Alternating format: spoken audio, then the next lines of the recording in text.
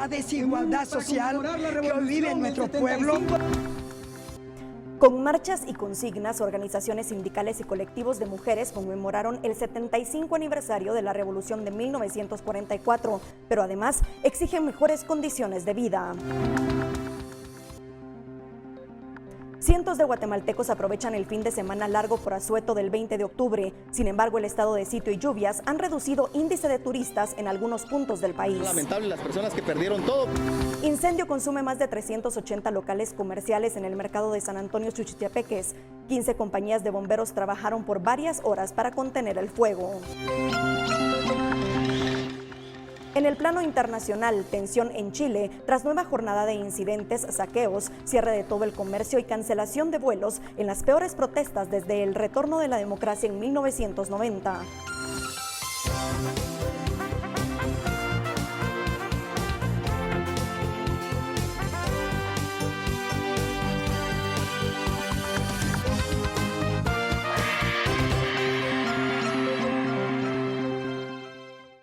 Buenas noches, bienvenidos a la emisión dominical de Noticiero Guatevisión este 20 de octubre de 2019, fecha en la que se conmemora un aniversario más de la Revolución. Soy Paula Osaeta y los acompañaré en esta hora de información junto con Doris Parada en el lenguaje de señas. Iniciamos con noticias que se generaban desde tempranas horas de la mañana, y es que grupos sindicales, trabajadores y de mujeres realizaron una serie de marchas para recordar la gesta revolucionaria, pero además exigir mejores condiciones de vida. Hoy se conmemoró el 75 aniversario de la Revolución del 44 con una marcha donde participaron varias organizaciones sindicales. Cientos de personas caminaron desde el Trébol hasta la Plaza de la Constitución, en donde representantes de los grupos participantes se pronunciaron. Hoy se han unido no solo a conmemorar la gesta histórica del 20 de octubre, sino a reforzar el poder de la organización organizada para poder demandar toda una conquistas que hoy se vienen perdiendo, como son el derecho al empleo justo, el derecho al salario mínimo justo, la desigualdad social que hoy vive en nuestro pueblo. Durante la marcha en carteles se plasmaron las solicitudes para el gobierno. La exigencia principal fue el salario mínimo. Nosotros lo que estamos exigiendo es la libertad sindical y también la protección a la clase trabajadora, también exigiendo que para este año el gobierno nuevamente no le dé la espalda a los trabajadores, dándole lo que es el salario mínimo, y la propuesta en las comisiones paritarias es que se le dé, la propuesta del movimiento sindical es de 184. Ayer 10 organizaciones de mujeres salieron en una marcha pacífica desde la 8ª a la 18 calle sobre la 6ª avenida de la zona 1, conmemorando también el Día de la Revolución.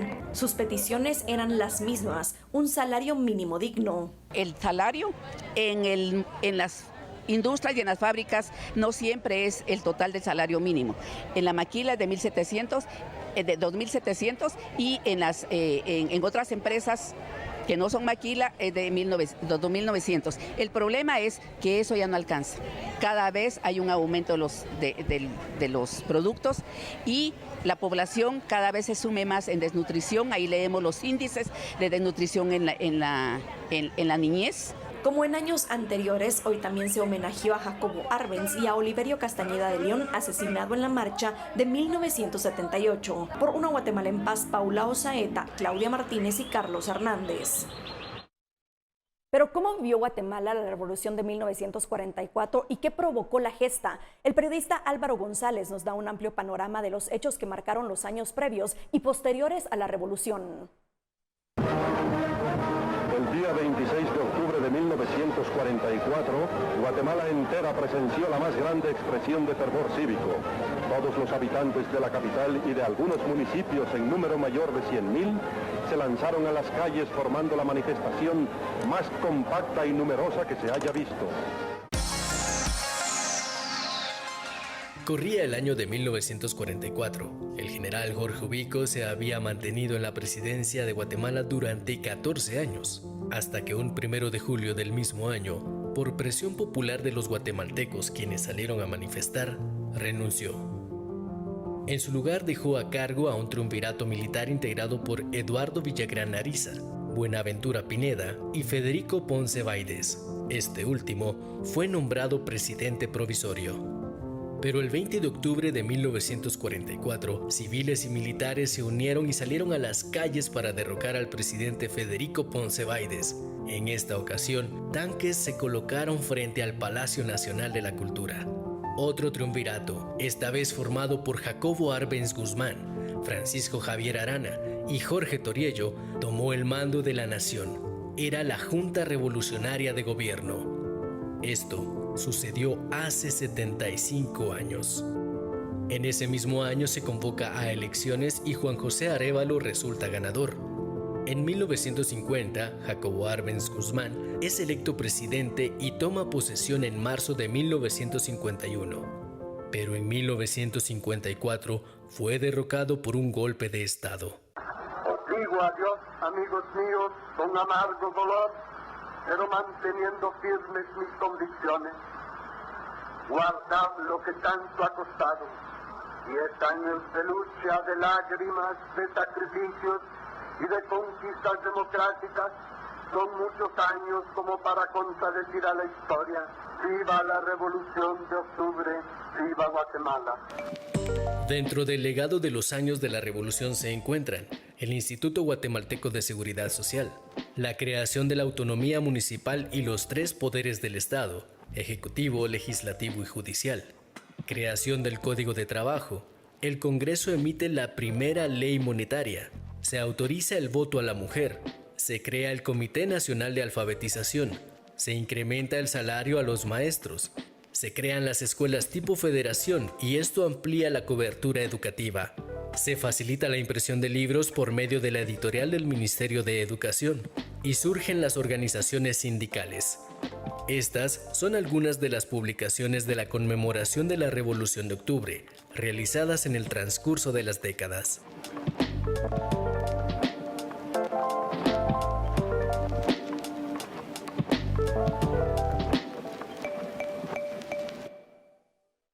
El cardenal Álvaro Ramazzini ofició su primera misa con este nombramiento hoy en la Basílica de la Virgen del Rosario, Templo de Santo Domingo. En la homilía habló sobre algunos de los problemas que afectan al país, como la desnutrición. Desde tempranas horas de la mañana, la Basílica de la Virgen del Rosario, Templo de Santo Domingo, lucía llena de feligreses que esperaban la primera misa de Monseñor Álvaro Ramazzini como cardenal, luego de haber recibido este nombramiento el 5 de octubre pasado por el Papa Francisco en el Vaticano. A las 10 de la mañana inició la ceremonia y durante la homilía, el cardenal habló sobre algunos problemas que sufre la población guatemalteca, como la desnutrición y la falta de agua potable. El cardenal señaló los índices de mortalidad y desnutrición infantil. Cada 100 niños indígenas. Y alguna vez he escuchado una crítica y al final, pues mejor uno se queda callado para no ofender a la persona, porque en el pensamiento de uno dice, qué manera tan absurda de hacer una crítica de este hecho cuando dicen, ¿y por qué entonces en las comunidades indígenas no les enseñan a las mujeres a planificar su familia para que tengan entonces menos hijos? Monseñor Ramazzini, obispo de la diócesis de Huehuetenango, habló también sobre el agua en ese departamento. La mayoría está contaminada y eso significa más enfermedades para la población. No solamente la poca agua que tenemos está contaminada, sino que también no hay políticas para que todos podamos tener agua. Yo no sé cómo será aquí. Alguien puede decir, pero obispo, usted ya se está metiendo en política cuando está hablando de este modo. Yo digo, bueno, depende un poco de qué es lo que usted entiende por política. Si usted por política entiende política de partido, no estoy haciendo eso. Y si usted entiende por política búsqueda del bien común, sí, entonces estoy haciendo política. El cardenal ofició una segunda misa a las 12 del mediodía en la Catedral Metropolitana. Por una Guatemala en paz, Paula Osaeta, Carlos Hernández y Fernando Cabrera. Guatemala por tercer año consecutivo se sumó a la Caminata por la Libertad que se hace todos los 19 de octubre en más de 550 ciudades del mundo. Vestidos de negro, en una fila y en completo silencio, más de 100 guatemaltecos marcharon por la avenida Reforma en la Caminata por la Libertad en honor a las víctimas de la trata de personas que realiza la organización A21. A21 nació en Grecia con el objetivo de rescatar y restaurar a víctimas de trata en todo el mundo. Y ayer se unieron más de 550 ciudades de 50 países para hacer una caminata simultánea. El objetivo es representar a cada una de las víctimas, ¿verdad? Por eso vamos vestidos de negro, estamos representando el luto que la persona que está siendo esclavizada siente, ¿verdad? La desolación, la tristeza. Entonces caminamos en silencio porque representamos el silencio de las personas que no tienen voz y caminamos en nombre de ellos. En el mundo hay 27 millones de personas que son víctimas de trata. El 90% son mujeres, de ellas el 70% son menores de edad. El 1% nada más llega a ser rescatada, el 70% de las mujeres o personas que son utilizadas para tráfico sexual también son expuestas a pornografía, que es uno de los métodos de trata que indirectamente creemos que nosotros a veces no consumimos trata, no somos consumidores, pero al ser consumidores de pornografía eso ha elevado los niveles de la trata. La trata es la tercera industria ilegal en el mundo de mayor crecimiento después de armas y drogas. Pero la trata no es solo pornografía, también es pedofilia, tráfico de órganos, embarazos, servidumbre forzada, entre otras. La organización A21 durante el año realiza actividades y charlas de concientización en escuelas y colegios. Por una Guatemala en paz, Paula Osaeta y Claudia Martínez. Vamos a temas internacionales, porque el gobierno de Chile decretó toque de queda en Santiago en medio de violentas manifestaciones que surgieron por el alza del precio del metro, que ya fue suspendido por el mandatario. Siguen las manifestaciones violentas en Chile. Ante la situación, el presidente Sebastián Piñera anunció el sábado la suspensión del alza de la tarifa del Metro de Santiago. Ese aumento dio origen al estallido social que hizo que el mandatario decretara estado de emergencia, que sacó a los militares a la calle por primera vez desde el retorno de la democracia en 1990. Y el ejército decretó toque de queda en la capital chilena a partir de las 22 horas del sábado y hasta las 7 horas del domingo. Piñera condenó la violencia en las manifestaciones que causaron daño a 78 estaciones del metro y llamó a protestar de manera pacífica. Pero nadie tiene derecho a actuar con la brutal violencia delictual de aquellos que han destruido, incendiado o dañado más de 78 estaciones del Metro de Santiago. Las violentas manifestaciones rodearon en Santiago tanquetas del ejército, quemaron autobuses y se suspendió temporalmente el servicio, dejando prácticamente a 7 millones de habitantes sin transporte público el sábado, porque el metro también está paralizado. Un vagón y varias estaciones fueron otra vez atacadas en esta nueva jornada de furia. También hubo manifestaciones en ciudades como Concepción y Valparaíso, donde decenas de inconformes incendiaron el edificio del Mercurio, el diario en circulación más antiguo de Chile. Mientras que en el puerto de San Antonio arde un supermercado. Pero no todo fue violencia. En la zona conurbada de Santiago hubo un cacerolazo pacífico. La protesta comenzó por una convocatoria en redes sociales bajo la consigna "Evasión masiva todo el día", en contra del alza de las tarifas de metro. Pero luego las revueltas calificadas como las peores en décadas derivaron en el lema "Chile despertó", también activo en redes sociales, que reclama el modelo económico donde el acceso a la educación y la salud es prácticamente privado, las bajas pensiones y el alza de los servicios básicos. También reprocha la desigualdad social.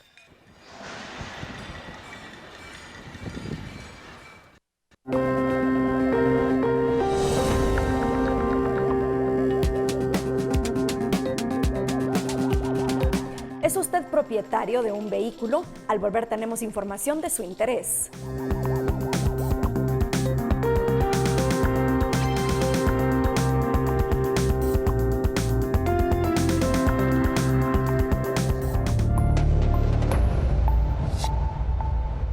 El descanso del fin de semana se extenderá debido al asueto del 20 de octubre. En Izabal, pese al esfuerzo que se lleva a cabo para el retorno de turistas a la región caribeña del país, la afluencia de visitantes permanece baja.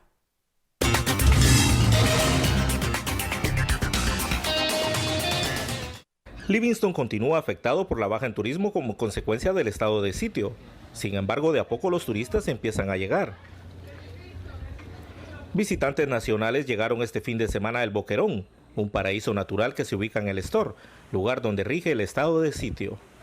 La verdad es que es un lugar espectacular, las bellezas naturales que nosotros tenemos en nuestro país son increíbles. ¿Y vino a disfrutar con la familia? Sí, con toda la familia. Yo invito a todos los guatemaltecos que tengan un poco de deseo de aventura que vengan a conocer el Boquerón. El INGUAT formuló la estrategia Izabal Te Espera para recuperar la llegada de visitantes, y los operadores de turismo esperan recuperarse de las pérdidas ocasionadas por la cancelación de reservas desde que inició el estado de sitio. El puente del 20 de octubre ha servido para paliar la crisis y esperan que la llegada de la vuelta ciclística pueda generar divisas en la región. Por una Guatemala en paz, Donny Stewart, Noticiero Guatevisión. Para este año se tenía previsto el cambio de placas de circulación de vehículos. Sin embargo, todo indica que esto sucederá hasta el 2021. El plan para realizar el cambio generalizado de placas de circulación de vehículos terrestres podría enfrentar otro atraso y se concretará para el 2021 por la Superintendencia de Administración Tributaria SAT. El cambio sería de 3.680.724 unidades automotores, que es el parque vehicular activo hasta el pasado 31 de agosto en el país. En 2018, el superintendente Abel Cruz Calderón informó que la proyección era hacer el cambio de las matrículas en el primer semestre del 2020, luego de concluir con el proceso administrativo de licitación y adjudicación. El primer proceso para la adquisición de las placas fue impugnado y el viernes 18 de octubre la SAT publicó las bases y convocatoria para realizar una nueva adjudicación. Según el reporte de la SAT, adquirirán 1.645.000 juegos de placas. Del total, 835.000 serían pares de placas metálicas para vehículos y 810.000 para vehículos que utilizan una placa. Con información de Urias Gamarro, por una Guatemala en paz, Antonio Iscot. En Guatemala, el ferrocarril empezó a funcionar el 19 de julio de 1884 y en el 2005, finalmente la única locomotora que operaba en la ciudad de Guatemala fue llevada a los patios de Fegua en la zona 1. Sin embargo, a partir del próximo fin de semana se podrá apreciar de nuevo un recorrido de prueba como parte de un proyecto que comenzará en el 2024. Lejos quedaron aquellos tiempos en que en Guatemala las estaciones del tren lucían repletas de personas. Sin embargo, una locomotora modelo 1971 volverá a funcionar este sábado 26 de octubre y hará un recorrido de 1.800 metros desde los patios de Ferrocarriles de Guatemala, ubicados en la 10ª avenida y 21 calle de la zona 1, hacia el barrio Gerona en esa misma zona. La locomotora servirá para probar si las antiguas vías del tren se encuentran en buen funcionamiento, ya que servirán para que circule el Metroriel en el 2024. La Chula, como se le conoce a dicha máquina de prueba por estar en perfectas condiciones, tiene capacidad para jalar hasta 15 vagones y la última vez que se utilizó fue en el 2005. Para que vuelva a funcionar se adquirió un juego de 8 baterías a un costo de 75,000 quetzales. El mantenimiento y la rehabilitación de la vía del tren. Nosotros vamos a hacer en unos días unas pruebas con tren sobre la vía férrea. Es exclusivamente lo que estamos haciendo. Esperamos hacer una prueba el 26 de octubre. En los patios de Fegua también preparan a la Poderosa, una locomotora similar a la Chula. Se le conoce como la Poderosa por percepción de los maquinistas, al asegurar que podía soportar cualquier tipo de carga y no perder su potencia. Las dos locomotoras fueron conducidas por 2 expertos maquinistas, quienes estarán a cargo de probar de nuevo las vías. Las labores eran duras, teníamos jornadas de 30, 40 horas de labores, pero amenas. Llega uno a acostumbrarse al trabajo que ya no lo siente pesado, ¿va? En esa época, ya en los últimos años, las inconveniencias del tren eran duras. Los trenes se descarrilaban, teníamos que hacerlo nosotros los tripulantes muchas veces, comenzar a ejecutar los descarrilos y lo hacíamos, ¿va? Para poder salir adelante. Que había partes solas donde uno caminaba casi alrededor de 30 millas sin ver ni una persona, casas y todo. Y sí quiero decirle de que de repente parecía una burla en esa soledad, en ese silencio, ¿va? Y uno se sorprendía a ver a esas horas, pues, esas personas caminando sobre la vía.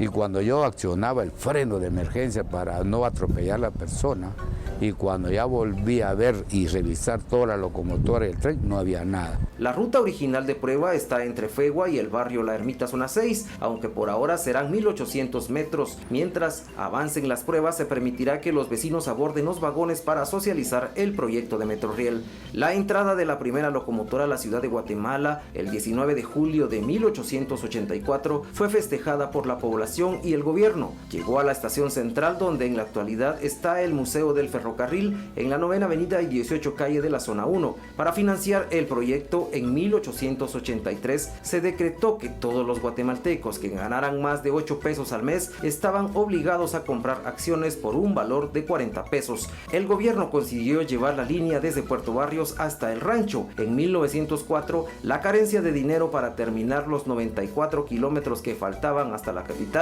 hizo que el entonces presidente Manuel Estrada Cabrera concesionara la línea por 99 años a la United Fruit Company. Con imágenes de Juan Diego González, reporta para Noticiero Guatevisión José Manuel Patzán.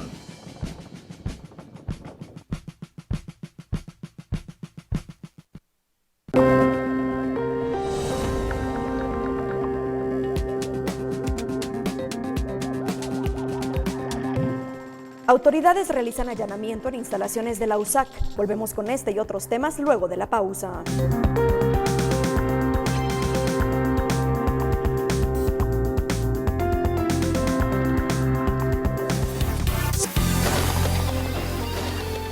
¿Qué tal están? Muy buenas noches, es un gusto acompañarles y a continuación les comparto las condiciones del clima y entramos de lleno con información. Lo hacemos a través de la gráfica del territorio nacional. Persiste el ingreso de humedad de ambos litorales del Atlántico y del Pacífico, junto con el ambiente cálido que se estuvo sintiendo durante el día. Favorecerá la presencia de lluvias, especialmente sobre el Caribe, los departamentos del oriente y de la costa sur. Para el resto de los departamentos, cielos parcialmente nublados, y para el norte, especialmente el departamento de Petén, un ambiente despejado. Veamos las condiciones para los próximos 3 días en la ciudad capital, y se espera para el día lunes, inicio de semana, así como el martes y miércoles, cielos parcialmente nublados, sin descartar la probabilidad de lloviznas o lluvias en horas de la tarde y las primeras horas de la noche, y las temperaturas máximas se estarán registrando entre los 23 y los 25 grados centígrados. La salida del sol esperamos el día de mañana a las 5:55 de la mañana y se ocultará a las 5:39 de la tarde. Hasta que llegamos con información del clima, continuamos con más información.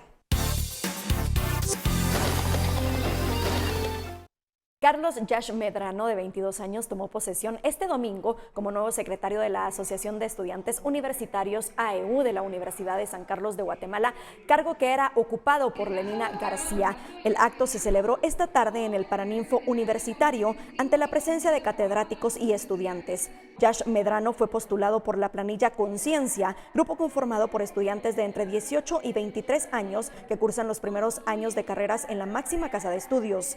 La planilla Conciencia ganó las elecciones celebradas a inicios de octubre, cuando también participaron los grupos Estudiantes como Voz y Movimiento Estudiantil Universitario Consciente. A continuación, parte del discurso del nuevo secretario general de la AEU. Porque como Oliverio Castañeda de León, ese 22 de mayo de 1978, nosotros asumimos este compromiso. Hoy, 20 de octubre, Día de la Revolución, con mucha alegría, motivación y vida. Y a esos presidentes, y a esos rectores, y a esos criminales, hoy les digo y les decimos, nosotros estamos aquí. La AEU del Centenario está aquí y vamos para adelante. Y vamos a representar a las y los estudiantes universitarios, sus necesidades e intereses y los derechos humanos de las y los guatemaltecos. Oficinas e incluso la rectoría de la Universidad de San Carlos de Guatemala fue allanada por el Ministerio Público luego de una investigación iniciada por posibles anomalías. El Ministerio Público allanó oficinas de la Facultad de Ingeniería, Rectoría y Dirección General Administrativa de la Universidad de San Carlos de Guatemala. El operativo inició el viernes último y concluyó el sábado por la madrugada. Autoridades confirmaron que se recabó información para una investigación que está bajo reserva. El 29 de agosto último, la Comisión Internacional contra la Impunidad en Guatemala, CICIG, presentó 11 denuncias por casos de corrupción previo a su cierre de operaciones en el país. En uno de los casos presentados, se señala a la administración del ex rector de la USAC, Estuardo Gálvez, de haber autorizado y gestionado ante el Consejo Superior Universitario la realización de varios proyectos de obra gris y compra de terrenos con supuestas irregularidades. En otra denuncia, la CICIG señaló que la administración de Murphy Pais, ex decano de la Facultad de Ingeniería, hubo 62 proyectos de obra de los cuales no fueron construidos y en otros se escogió la oferta más alta con posible sobrevaloración. El rector Murphy Pais emitió un comunicado que fue difundido en redes sociales y donde informa que las autoridades de la USAC están colaborando con los requerimientos del Ministerio Público y que no pueden dar más detalles del caso. Por una Guatemala en paz, Antonio Iscot. Vamos a los sucesos del fin de semana. Un incendio de grandes proporciones consumió más de 300 locales comerciales del mercado número 3 de San Antonio Suchitepeques. 15 compañías de bomberos trabajaron durante horas para sofocar el incendio.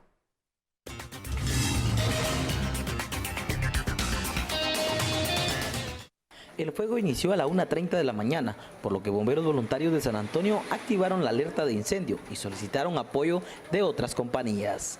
Afortunadamente, pues no se quemó todos los 3 mercados que están unidos acá en San Antonio, ¿verdad? Esto es lo que nosotros tratamos de lograr, confinar el siniestro para que no se nos propagara el fuego a los otros mercados. Hubieron varios locales que se consumieron, locales pequeños donde habían ventas de ropa americana, ropa nueva, zapatos de hule. Como les decía, va lamentable las personas que perdieron todo, pero afortunadamente pues hubieron bastantes personas que lograron sacar su producto. Inquilinos del mercado narraron su angustia y desesperación ante las pérdidas registradas. Esperan poder salir adelante con la ayuda de Dios. Me llamaron como a las 2 de la mañana, me dijeron que la terminal se había incendiado, pero fue mucha pérdida, pero Dios sabrá por qué hace las cosas. Nos tocó tener un negocio, no solo nada más de tener un negocio, es algo complicado. Vivimos momentos difíciles, de tristeza, pero nunca se imagina uno qué es lo que iba a suceder. Por su parte, la comuna indicó que mañana inician con labores de limpieza y esperan restablecer el mercado lo antes posible. Aquí en adelante lo que nos queda es luchar, esforzándonos, trabajar fuertemente para poder restablecer los mercados y que ya inicien a funcionar nuevamente en un tiempo corto.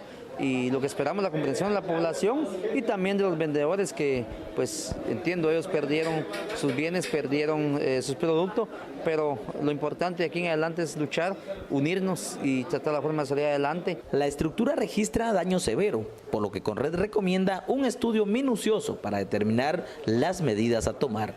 Por una Guatemala en paz, Marvin Tunches, Noticiero Guatevisión. Del suroccidente nos trasladamos a la capital. Un hombre de 22 años, quien laboraba en una gasolinera en la zona 9 capitalina, murió tras un ataque armado cuando aparentemente intentaron asaltarlo.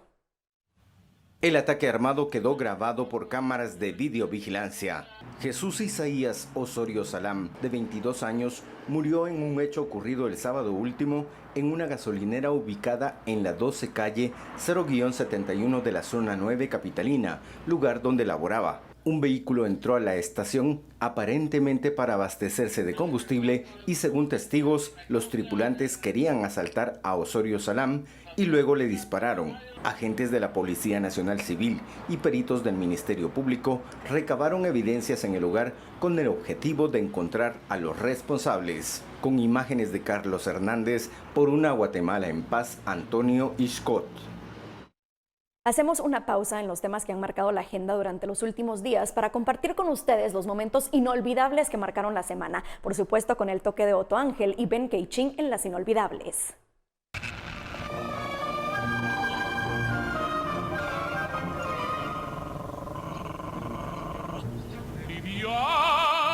Viviamo negli eti calici che la bellezza infiora e la fuggevole ora si ne ebria voluta Esta es una inolvidable molto difficile. Un inolvidable mamma mía. Comencemos el resumen de los momentos bochornosos. La gira del presidente electo Alejandro Yamatei por toda Latinoamérica se topó con el muro de Maduro. Yamatei llegó a Venezuela y no pudo entrar. No, ¿qué pasó? No nos dejaron entrar a Venezuela. Nos escoltaron hasta la puerta y nos han subido al avión. Este es un mensaje al presidente Guaidó. Estamos con ustedes. Que se iba a reunir con el autoproclamado presidente Guaidó. Ah, con razón, le dijeron usted no entre aquí. Alejandro, aquí lo vamos a esperar con las puertas abiertas, que muy pronto vamos a restaurar y a recuperar. Pero lo que más sorpresa causó fueron los pasaportes de la comitiva oficial del presidente electo. Tenían pasaportes italianos. ¡No! Yo soy hijo de padres guatemaltecos, soy nacido en Guatemala y tengo por mi abuelo la nacionalidad italiana. Mozzarella, pepperoni, brolo, prosciutto, gelato, espagueti, Yamatei. Los apellidos menos chapines que se pueda imaginar. Yamatei dice que con pasaporte chapín no lo dejan entrar a ningún lado. Y nos dijeron que si era con pasaporte guatemalteco teníamos que hacer un trámite de 2 meses para poder obtener una visa. Y si era con pasaporte europeo, no había que hacer absolutamente ninguna gestión de visa, nada más que llevar el carnet de la vacuna de la fiebre amarilla. Algo de cierto dice el gobernante. ¿Verdad, Donald Trump? Y a gozar con la MMM. A todo esto, ¿se acuerdan de otra que tiene pasaporte italiano? Yo soy ciudadana italiana. Mis hijos son ciudadanos italianos. Mi esposo es ciudadano italiano. Yo tuve 3 meses y según la FESI y la CICIC, 290 millones para irme a vivir en una villa en Italia de lo más sabroso y delicioso, porque además estaría comiendo muy bien. Ah, si la cosa nostra es algo de lo que saben mucho los políticos. Bueno, ¿y a quién se parecerá nuestro italianísimo presidente? Ma che pazza, lei no parla más con su acento. Mamma mía. Me están ahorrando el dolor de callos. Niños, llegó papá. El temperamento siciliano le brotó al ministro de Ambiente cuando le preguntaron de la intención de Yamatei de derogar la prohibición del plástico. Yo le pido públicamente al presidente electo que si quiere ser estadista, que se comporte como un estadista, que no eche para atrás lo que con tanto esfuerzo se ha hecho. El ministro de Ambiente como que andaba algo en ambiente. ¿Y qué pasó, compadre? Si se puede saber, pues. Y que le da diarrea verbal. Ha sido errático. Y le digo al presidente electo, Alejandro Yamatei, que me da vergüenza como guatemalteco que haya ido a otro país a presentarse con pasaporte italiano. ¿Pudiendo por su papá? No, compadre, es en serio, compadre. Y yo jamás me voy a presentar con pasaporte de otra nacionalidad para entrar a otro país. Alejandro Yamatei, presidente electo, compórtese como un estadista. Compórtese.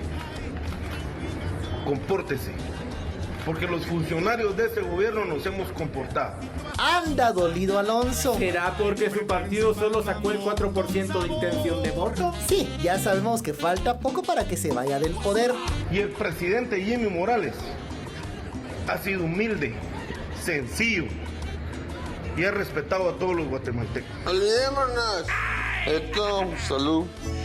Otros que andan peleando es el padre Serrano y el impío Congreso de la República. ¡Pecado!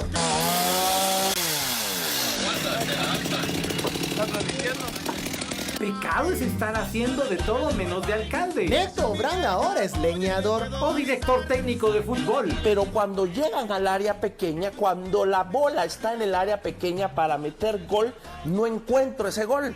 ¿Zapatero a tu zapato? Sí, este alcalde no tiene idea de ser alcalde. Y hace unos días pues, yo miraba que iba la pelota, pero y daban ganas hasta bajarme yo de las gradas y ir a patearla, porque realmente no tengo ese 9. Ve a este equipo de fútbol tratando de animar a la hinchada. Recordar que este domingo es el cumpleaños de mi mamá y tenemos que ir a su casa.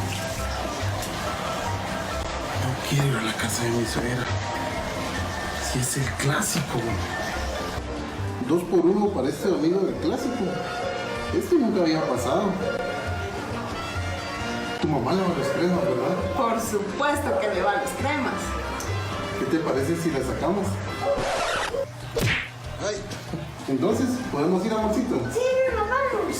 Por supuesto, hay que ir a apoyar a los cremas. Después no se queje si la vida no le abre las puertas. Vamos a ingresar a este parte del albergue. Bueno, hace algunos instantes nos habían abierto la puerta, pero han decidido pues cerrarla por propias razones. Así concluye una semana más con inolvidables momentos. ¿Y si usted fue parte de alguno de ellos? Por favor, no se enoje. Compórtese, porque los funcionarios de este gobierno nos hemos comportado. Gracias por su colaboración. Para Noticiero Guatevisión, Ben Keichin. Tengo una idea. Y Otoa. Olvidémonos. Esto, salud.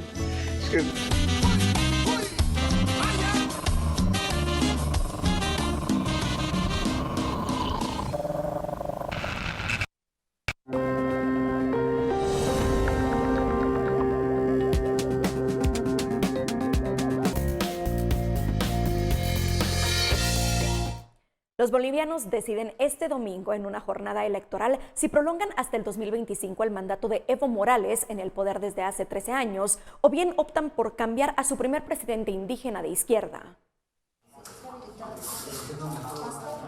Más de 7 millones de bolivianos decidían el domingo si prolongan o no hasta 2025 el mandato de Evo Morales, su primer presidente indígena de izquierda que está en el poder desde hace 13 años. El mandatario, que según las últimas encuestas parte como favorito por un estrecho margen, votó en su reducto cocalero del Chapare. Somos muy optimistas, mucha confianza, pero fundamentalmente confianza en la democracia.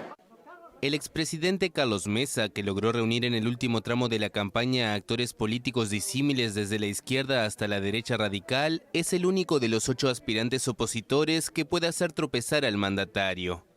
El candidato centrista se reunió el sábado con observadores de la Organización de Estados Americanos para plantear sus dudas sobre la transparencia de la votación, acusando de parcialidad al Tribunal Electoral.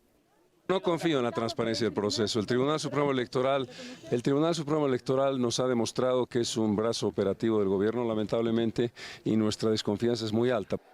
Morales viene precedido de sus logros sociales y económicos, pero también salpicado por escándalos de corrupción y acusaciones de tomar una deriva autoritaria.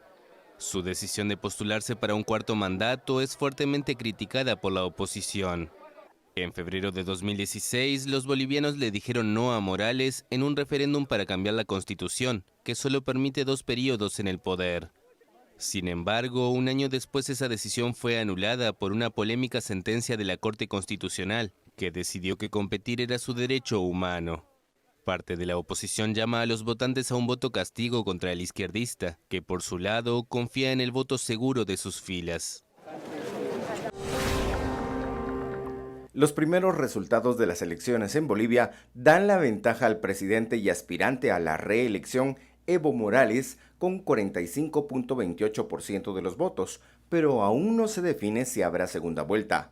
Además del presidente y vicepresidente, los bolivianos votaron este domingo para elegir a 36 senadores y 130 diputados para el período 2020-2025.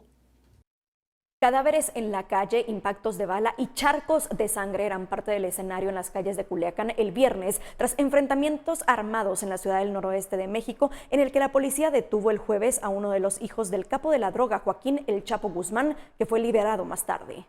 La ciudad mexicana de Culiacán vivió el fin de semana una relativa calma tras los violentos enfrentamientos del jueves entre el crimen organizado y la policía. Entre vehículos quemados, charcos de sangre y cadáveres en la calle, los residentes de la ciudad al noroeste de México recordaban las balaceras del día anterior en el que Ovidio Guzmán, hijo del capo Joaquín El Chapo Guzmán, fue detenido por las autoridades que después lo liberaron. Pasaron como 40 camionetas con personas armadas. Entonces como si tuviera un ejército que de un momento a otro lo llaman y acuden a salvar a alguien, ¿no? A proteger a alguien, a ayudar a alguien. Las autoridades mexicanas habían dicho el jueves que los enfrentamientos empezaron cuando una unidad de la Guardia Nacional realizaba una patrulla de rutina en el centro de Culiacán, cuando fue atacada a balazos desde una casa, una acción que los uniformados repelieron deteniendo a 4 personas, entre las que se encontraba Ovidio Guzmán.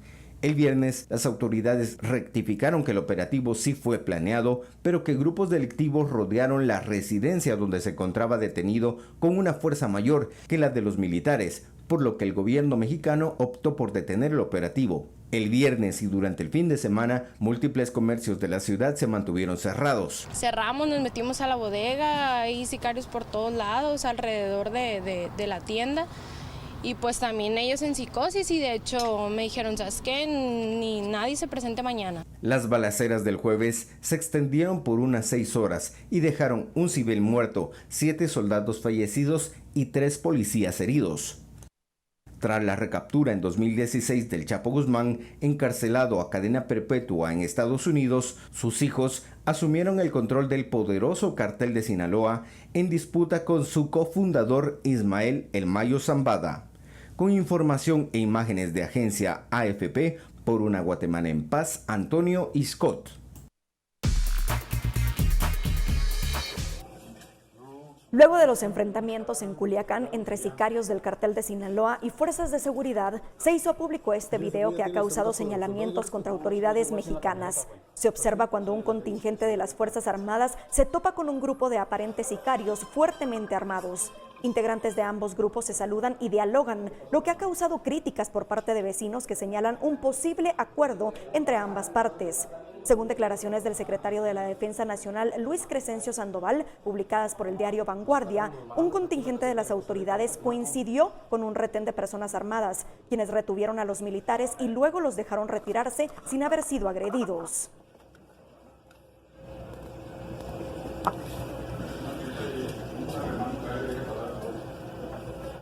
Por primera vez, varios proveedores de bases para plantas ornamentales realizaron el EcoFest Floral. Este tiene el objetivo de mostrar alternativas para dejar de utilizar las macetas plásticas.